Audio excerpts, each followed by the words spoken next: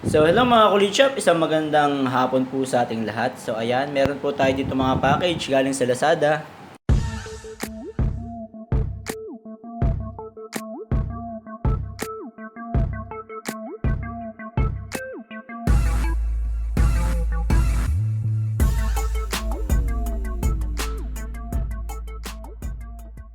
Alright, so last time na-discuss po natin yung ating plate protector or deflector. Ito po yung example ng deflector na ginagamit natin previously. Ito po yung stainless. Ayan po, stainless. And then, meron po siyang acrylic na protector and then yung plate number. Ang kagandahan po ng deflector na to is protected po talaga yung ating plate number, no? Kasi naka-housing po siya. And then, yan nga po, gaya na nasabi ko sa previous vlog natin, bagay din naman po siya doon sa ating Altis dahil nga po chrome yung kanyang palibot, So, ganun po yan. And then, protected nga po siya dahil nga po nasa loob ng housing yung ating plate number. So, hindi siya basta-basta matatanggal nang gusto man magnakaw ng ating plate number kasi siya ay naka-screw sa apat na sulok.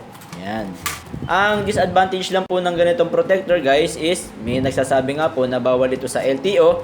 Paki-comment na lang po kung talaga pong bawal siya or kung hindi naman po siya bawal. Sa pagkakaalam ko po kasi, ang bawal po kasi is yung natatakluban yung ating plate number. Ito naman po, natatakluban yung plate number pero sa mga gilid lang po. Kung makikita natin, yung plate number natin ay may sa paligid niya po, meron siyang kulay black. So, pag nilagay po natin itong protector na to, natatakluban po yung gilid na black niya.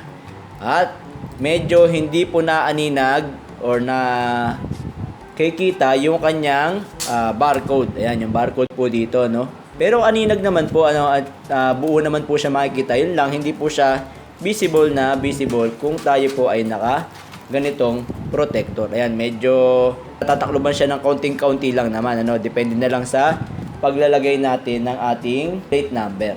Ito po ngayon yan. So, ang ginawa ko po guys, dahil nga po medyo diskumpiyado, baka tayo matsyempohan kasi may nabalitaan po ako or may napanood po ako na pinabaklas po yung kanyang protector dahil bawal nga daw po. Pero ayon po sa LTO na nakakausap ko, hindi naman daw po siya bawal as long as hindi po natatakloban yung plate number. Nag-decide po ako na bumili nitong other protector po, Ayan. So, para naman maprotektahan lang po yung ating plate number sa pagkayupi or pagka-damage. So, ito po ay sold by Emporium PH. Ayan. So, ito po ay nagkakahalaga ng 999 or 1,000 ng pares pero nakuha lang po natin ng 627, So, tingnan natin, ipapakita ko sa inyo guys yung difference nung dalawa. So, ito po ay isa sa mga uso na protector, sa ngayon na ginagamit. So, sa ibang shop, ito po ay 1,500 ang isa. Ito pong nabili ko is dalawa na. Yung iba naman pong shop, 1,000 po talaga ang kanyang price sa dalawang piraso. May makakabili po kayo, isang piraso lang, parang nasa 600. So, again, sold by Emporium PH. Itong ating plate holder na to. So, ito madalas nakikita ko po sa mga Honda Boys. Yun yung mga ginagamit nila. At usually, isang piraso lang po ang kinakabit nila, yung nasa harapan lang. So, ito po yung tinatawag natin na D3 plate holder. Meron nga po nag-vlog nito, made in Taiwan po ito at magawa po sa hard plastic na parang OEM din po ang pagkadating niya dun sa ating sasakyan. Ayan, well packed naman po siya at dumating naman po siya ng on time. Dumating naman natin kung alin ba yung mas okay sa dalawa. Okay, so ito po yung D3 plate protector, Ayan po yung D3 plate protector. Dalawa po siya, made in Taiwan, made of hard plastic. So, pwede rin po para po siyang OEM ang dating niya. Ayan, meron po siyang butas dito para dun sa adjustment ng ating plate number. So, ganito po siya kakapal at plain plastic po siya. Ito po yung itaas, meron siyang corner. And then sa baba po, para hindi tumigil ang tubig, wala siyang parang border like this. Okay, so tingnan natin guys kung swak ba siya dun sa ating plate number. At pag kinabit natin dito, ganyan po yung magiging itsura niya. Ayan, swak naman po siya dun sa butas. Ating plate number, Ayan, nasa gitna rin naman siya. At maganda yung kanya magiging lapat. So, ganun po yung magiging itsura niya guys. At tanggalin ko yung flash para hindi masyado nag-reflect yung ating plate number. So ayan po siya guys, no. So parang wala po siyang border, ano. Yun ang magiging protection natin sa ating plate number. So ang kagandahan po nito guys, hindi siya basta-basta masasagi, ano, dahil protected yung corner ng ating plate number. Hindi siya ma-bend basta-basta, ano. Ayan. So yan po yung kagandahan ng ating D3 plate protector. So maganda po ito guys. Ito, masasabi ko na okay din naman siya. Ang problema lang sa ganito guys, wala siyang protection sa mga bato kasi wala siyang acrylic na kasama. So yun yung difference nila. Itong stainless natin na deflector, covered siya lahat, may acrylic na manipis, tapos yung mga sides ay protected din. So ito naman protected din pero wala siyang cover na acrylic. So yan, ganyan na magiging itsura niya sa ating plate bumper. Ngayon, ang kagandahan nito guys, dahil siya ay black, mukha siyang OEM plate holder, ano. So hindi siya yung parang lalabas na parang ganito na talagang ikinabit mo lang. Bagay din naman siya sa sasakyan natin dahil ang sasakyan natin is white and black ang kanyang mostly na kulay. So ito, bagay din siya, hindi siya ma-off kasi white and black din yung ating plate protector. Wala po siyang kasamang acrylic, no. So sa mga ganitong klase nga po pala guys, sa ating deflector na to, may tendency na masira or ma-damage yung ating plate number, ano, dahil ilalagay muna natin yung screw sa kanya bago yung acrylic kasi yung naka-cover siya, no. So ang magiging itsura niya guys, tulad nito, ayan. Meron siyang mga, ayan, pinagtornilyohan, no, na i-scratch yung ating plate number. So ngayon, dahil nga po iniisip din natin na protektahan din tong ibabaw ng ating plate number, napabili na naman tayo guys ng isa pang protector. Ayan, para sa protection din. Dahil wala nga po siyang acrylic, bumili tayo ng acrylic. Ito naman po ay sold by Gallup Boutiques, ano, sa halagang 244. So buksan natin guys. So pa-comment na lang po guys kung ano yung mas appropriate na gamitin, ano, kasi hindi ko alam kung ano ba yung dapat talagang gamitin sa dalawang ito. Yun bang ating deflector, kung pwede na ba siyang gamitin, wala siyang magiging sabit pag ginamit natin sa daanan. At ito naman pong isa, yung D3 plate protector, alam ko wala tong sabit sa mga panghuli, ano, wala siyang huli dahil sa palibot lang siya, wala siya sa ibabaw. And then hindi natatakloban yung ating plate number, nakalabas talaga yung plate number natin. Ngayon dito sa Cavite, hindi naman ganoon kahigpit, kaya eto, nag-decide din akong bumili nitong acrylic, no? Galing nga sa Gallup Boutique. Ito ay nagkakahalaga ng 299 pesos pero nakuha lang natin ng 244. Napapagastos tayo ng mabuti dito guys. So ito may kasama ng bolts, no? At spacer, no? Yung ating puting protector, puting plate number, may kasama na yung mga screw na default, kaya lang hindi natin ginagamit dahil yun yung napuputol yung ulo. Pag naputol yung ulo nun, hindi na natin basta-basta matatanggal yung ating plate number. Kaya yung iba gumagamit ng ganitong screw para if ever napapipinturahan nyo yung inyong sasakyan, pwedeng tanggalin yung plate number. Hindi naman po bawal yun. Okay, so ito yung nabili natin na acrylic para sa kanya. 2 piraso sa halagang 244. Yung iba po ay mahal ito, no? Depende sa kapal. Ito naman, nasa 5mm po yata to. Ang laki nito.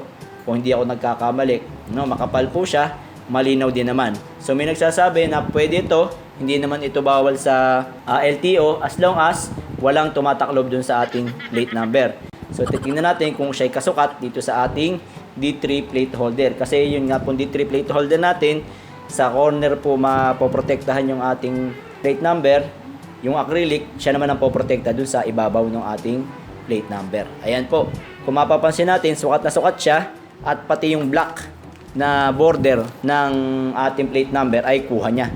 So hindi po siya natatakloban, ano? Hindi tulad nung sa ating deflector na yung black dun sa plate number ay natatakloban.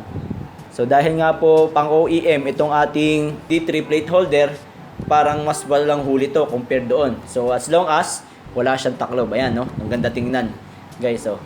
Napaka linis niyang tingnan at protected yung ating plate number. Sakto rin po yung butas ng lalagyan ng screw doon sa plate number. So ang kagandahan nito guys, pag ito ang ginamit nyo, hindi madadamage yung ating plate number dahil dito muna siya ikakabit yung screw natin sa ibabaw ng acrylic. Sample natin guys, ha. So pag kinabit natin halimbawa yung screw niya, naka-allen screw po tayo, ito po libre na kasama ng acrylic.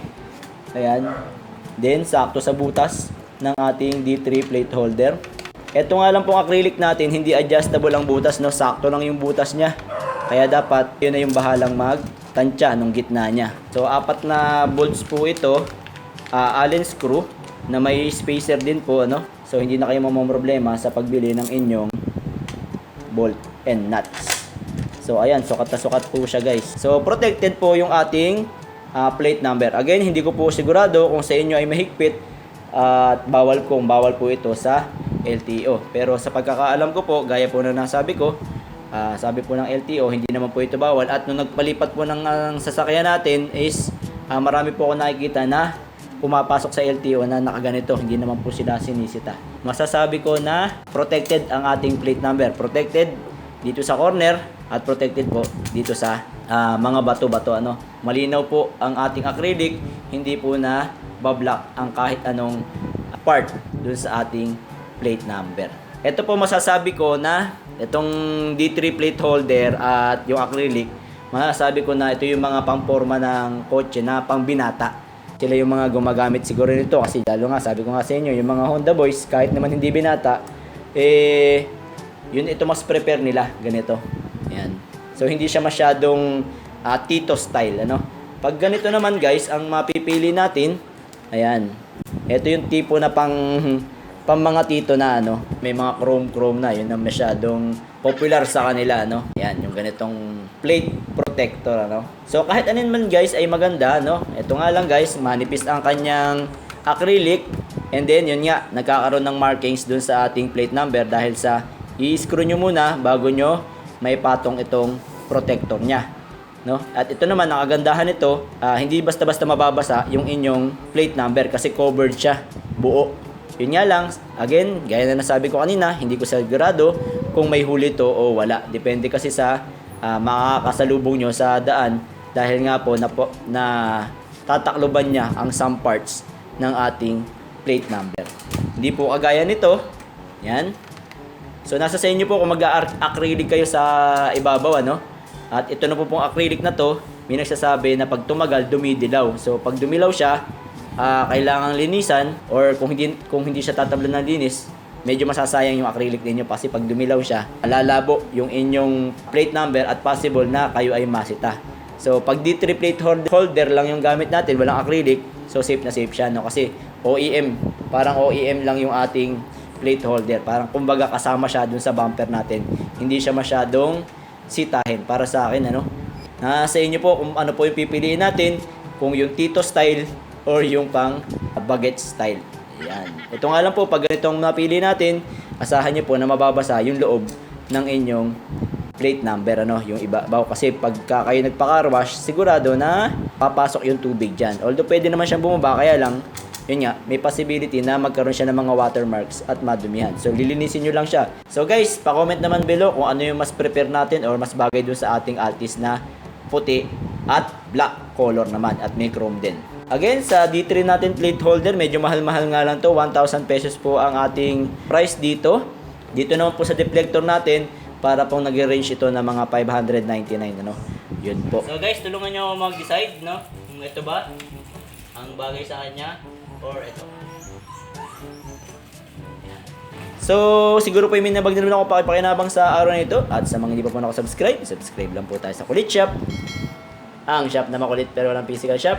See you in my next videos. Bye-bye!